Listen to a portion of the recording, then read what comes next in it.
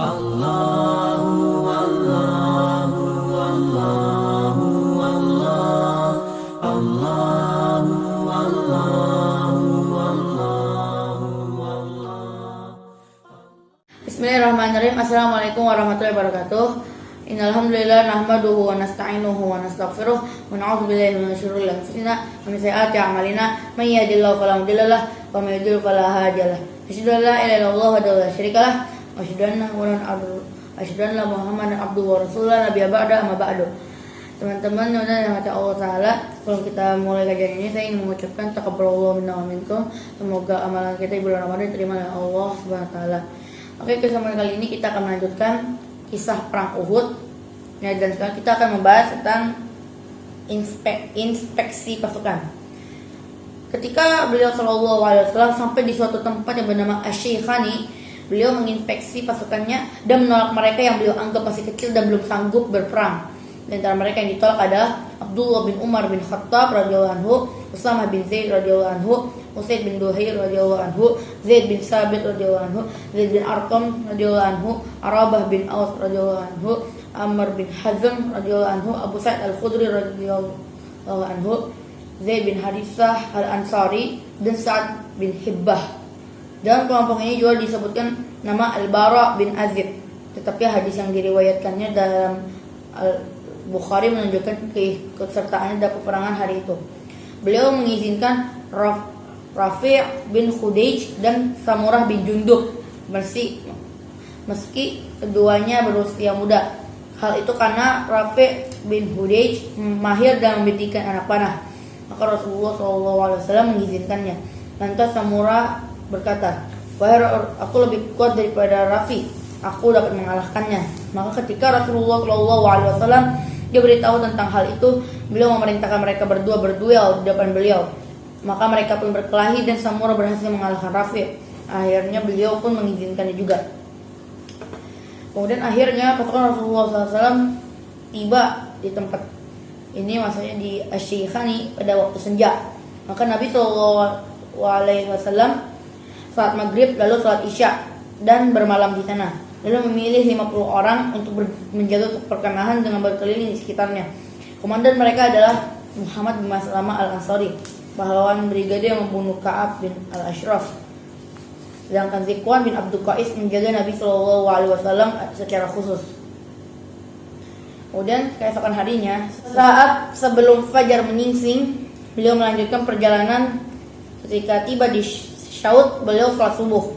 Pada waktu itu beliau berada di dekat sekali dengan musuh. Beliau dapat melihat mereka dan mereka dapat melihat beliau. Di sanalah Abdullah bin Ubay sang munafik membelot. Ia pulang bersama sekitar sepertiga pasukan 300 prajurit sambil berkata, "Kami tidak tahu atas dasar apa kami harus membunuh diri kami sendiri," sambil memberikan kesan protes atas putusan Rasulullah SAW yang menolak pendapatnya dan menyetujui pendapat orang lain. Tidak diragukan bahwa sebab pembelotan ini sebenarnya bukan apa yang ditampakkan oleh si munafik ini, yaitu penolakan Rasulullah terhadap pendapatnya. Karena jika tidak, maka perjalanannya bersama Rasulullah SAW ke tempat ini tidak bermakna. Bahkan seandainya hal ini ada penyebabnya, pasti ia telah memisahkan diri dari pasukan sejak pertama.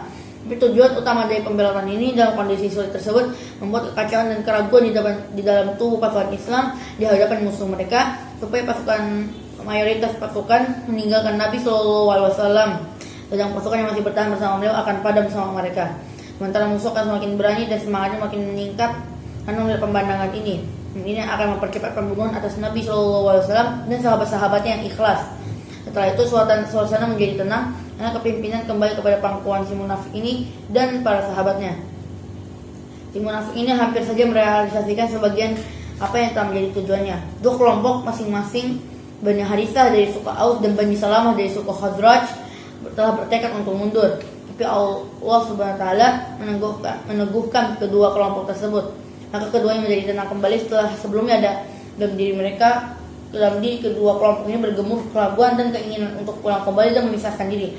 Tentang keduanya, Allah Subhanahu wa taala berfirman dalam surah Ali Imran ayat 122, "A'udzubillahi minasyaitonirrajim. Idh hammat ta'ifatani minkum an tafshala wallahi waliyuhuma wa 'alallahi falyatawakkalul mu'minun." Artinya, Ketika dua kelompok dari kalian ingin mundur karena takut, padahal Allah adalah penolong bagi kedua golongan itu, karena itu hendaklah kepada Allah saja orang-orang mukmin bertawakal. Abdullah bin Haram, ayah Jabir bin Abdullah, berusaha mengingatkan orang-orang munafik akan kewajiban mereka pada situasi genting ini. Ia mengikuti mereka sambil mencela dan meminta mereka kembali seraya berkata, "Kembalilah, berperanglah di jalan Allah atau bertahanlah." Mereka menjawab, "Andai kami tahu kalian akan berperang, kami tidak akan pulang." Maka Abdullah bin Haram meninggalkan mereka saya berkata, "Semoga Allah membinasakan kalian wahai musuh-musuh Allah. Allah akan mencukupi nabinya tanpa bantuan kalian." Tentang orang-orang munafik ini, Allah SWT berfirman dalam surah Ali Imran ayat 167, "A'udzubillahi minasyaitonir rajim. Wa liya'lamal ladzina nafaqu wa qila lahum ta'alu qatilu fi sabilillahi aw idfa'u. Qalu law na'lamu qitalan lattaba'nakum.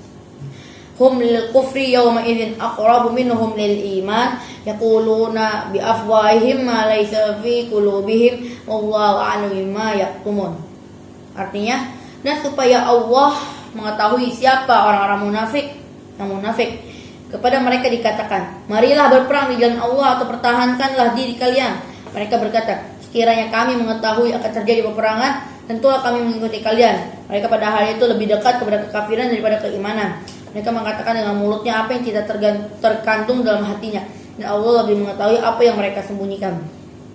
Setelah terjadi pembelotan dan penarikan diri tersebut, Nabi SAW memimpin sisa pasukan yang berjumlah 700 prajurit untuk melanjutkan perjalanannya menuju arah musuh. Antara lokasi perkemahan kaum musyrikin dan gunung Uhud terhalang oleh tempat-tempat yang banyak. Maka Nabi SAW bertanya, "Siapakah orang yang bisa mengantarkan kami ke pasukan musuh itu melalui jalan yang dekat tanpa harus melewati mereka?" Abu Khaitsamah berkata, "Aku wahai Rasulullah." Lalu dia mengambil jalan pintas menuju Uhud melalui tanah lapang dan ladang Bani Hadisah, sedang posisi musuh di kanan mereka. Dalam perjalanan ini, pasukan Islam melewati kebun Marba bin Qaidi, orang munafik yang buta matanya. Ketika ia merasakan kehadiran mereka, ia menaburkan debu ke muka kaum muslimin. Saya berkata, "Aku tidak memberimu izin masuk kebunku jika engkau adalah Rasulullah." Maka pasukan muslimin bergegas maju untuk membunuhnya. Tapi Nabi SAW berkata, "Janganlah kalian membunuhnya. Orang ini buta hati dan buta mata." Rasulullah SAW melanjutkan perjalanannya hingga tiba di jalan yang ada di Gunung Uhud di tepi sebuah lembah. Selanjutnya beliau bersama pasukannya mendirikan perkemahan menghadap Madinah dan membelakangi kaki Gunung Uhud. Dengan demikian pasukan musuh menjadi penghalang antara pasukan Islam dan Madinah. Rencana pertahanan. Di sana Rasulullah SAW memobilisasi pasukannya, menyiapkan mereka menjadi beberapa barisan untuk berperang, dan memilih sekelompok pemanah ulung dari mereka yang jumlahnya 50 prajurit, dan beliau menyerahkan komandonya kepada Abdullah bin Jubair bin An-Nu'man Al-Ansari Al-Ausi Al-Badri beserta perang Badar. Beliau memerintahkan mereka bertahan di sebuah gunung yang dikenal berletak di tepi lembah Qanah. Gunung itu ini nantinya dikenal dengan nama Jabal Ar-Rumah, gunung para pemanah. Sebelah tenggara perkemahan pasukan Islam sekitar 150 meter di tempat berkumpulnya pasukan Islam. Tujuan penempatan ini itu adalah apa yang diungkapkan oleh Rasulullah SAW dalam instruksi yang beliau sampaikan kepada para pemanah itu, di mana beliau telah berkata kepada komandan mereka, "Jauhkanlah kuda-kuda musuh dari kami dengan cara memanahinya. Jangan sampai mereka menyerang kami dari belakang. Jika kami menang atau kalah, tetaplah di tempatmu supaya kami tidak diserang dari arahmu." Dan beliau berkata kepada para pemanah itu, "Lindungilah kami dari arah belakang kami. Jika kalian melihat kami dibunuhi, maka janganlah kalian menolong kami.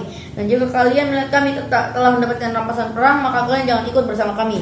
Dalam riwayat Al-Bukhari, beliau berkata, "Jika kalian melihat kami dikalahkan musuh, maka kalian jangan meninggalkan tempat kalian ini hingga aku mengutus utusan kepada kalian.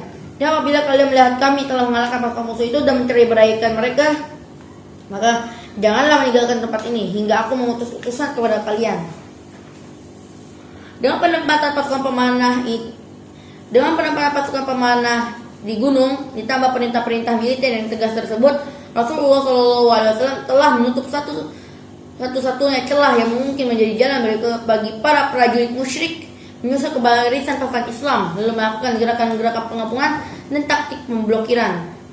Adapun posisi sisa pasukan, Rasulullah SAW menempatkan pada sayap kanan Al-Munzir bin Amr dan menempatkan pada sisi kiri Az-Zubair bin Al-Awwam dibantu oleh Al-Miqdad bin Al-Aswad. Pada Zubair dipasrahkan tugas bertahan menghadapi pasukan berkuda Khalid bin Walid. Dan beliau menempatkan di bagian depan barisan prajurit pilihan yang terdiri pada pemberani pasukan Islam dan tokoh-tokoh mereka yang terkenal dengan kepatriotan dan keberanian, di mana kemampuan mereka sebanding dengan ribuan orang. Taktik ini adalah taktik yang cerdik dan sangat rapih. Dalam taktik ini tampak kecerdasan kepemimpinan Nabi SAW di bidang militer. Dan mungkin bagi komandan manapun pasti kecakapannya luar biasa untuk membuat taktik yang lebih cerdik dan lebih matang daripada taktik ini. Beliau benar-benar telah menempati posisi paling strategis dari medan perperangan. Dan beliau tiba di sana setelah musuh. Punggung dan sayap kanan pasukan terlindungi oleh tingginya gunung. Sayap kanan dan punggungnya ketika berkan camuk dilindungi dengan camuk itu satu-satunya celah yang berada di sisi pasukan Islam. Beliau memilih dataran tinggi untuk perkemahan pasukannya supaya dapat berlindung di sana. Jika kekalahan menimpa pasukan Islam dan tidak melarikan diri, yang mereka tidak jatuh dalam genggaman musuh yang mengejar dan tidak boleh tertawan, bahkan sebaliknya. Beliau akan menimpakan kerugian yang sangat besar kepada musuh-musuhnya jika mereka berusaha menguasai perkemahan kaum muslimin dan maju ke sana. Dengan demikian beliau memaksa musuh-musuh mengambil posisi dataran rendah yang sulit sekali bagi mereka untuk memperoleh sedikit pun manfaat kemenangan. Jika nantinya kemenangan berada di pihak mereka, di samping itu sulit bagi mereka untuk menghindar di pasukan Islam yang mengejar jika kemenangan di pihak pasukan Islam. Di sisi lain beliau telah menutupi kekurangan jumlah prajurit yang pada pasukannya dan memilih sekelompok prajurit pilihan yang terdiri dari para sahabat yang berani dan perkasa. Begitulah mobilisasi pasukan Nabi SAW diselesaikan pada hari Sabtu pada tanggal 7 bulan Syawal tahun ke-3 Hijriah. Rasulullah SAW juga melarang para prajuritnya sebelum memulai serangan. Sebelum beliau memerintahkannya kepada mereka, beliau memakai 2 baju besi, motivasi para sahabat yang untuk berperang dan mendorong mereka bersabar dan tegar ketika berhadapan dengan musuh. Beliau menunjukkan semangat keberanian dan patriotisme kepada para sahabatnya. Beliau membunuh sebilah pedang yang sangat tajam dan menyuruh sahabat-sahabatnya, siapa yang mengambil pedang ini dengan haknya, maka beberapa orang maju untuk mengambilnya. Di antara mereka ada Ali bin Abu Thalib, Az-Zubair bin Awwam, dan Umar bin Al-Khattab. Hingga akhirnya Abu Dujanah Sammak bin Kharsyah mengikuti beliau dan berkata, "Apa haknya wahai Rasulullah SAW?" Beliau menjawab, "Engkau membabat dengan pedang ini wajah-wajah musuh hingga menunduk." Ia berkata, "Akulah yang mengambil dengan haknya wahai Rasulullah." Maka beliau memberikannya kepadanya. Abu Dujanah adalah seorang pemberani yang sombong terhadap musuh di medan perang. Ia mempunyai ikat kepala merah. Jika ia telah memakainya, maka orang tahu bahwa ia akan bertempur hingga mati. Maka tak kala dia telah mengambil pedang tersebut dan mengikat kepala dengan ikat kepala itu, dia pun berjalan dengan sombongnya di antara 2 pasukan. Pada saat itu Rasulullah SAW bersabda, "Jangan berjalan semacam ini dibenci oleh Allah kecuali di tempat seperti ini." Oke teman-teman, mungkin itu yang bisa kita bahas di kesempatan kali ini. Insya Allah kita akan melanjutkannya di kesempatan yang lainnya. Kita tutup doa kafaratul majelis. Subhanakallahumma wa bihamdika asyhadu an la ilaha illa anta astaghfiruka wa atubu ilaik. Wassalamualaikum warahmatullahi wabarakatuh. Allah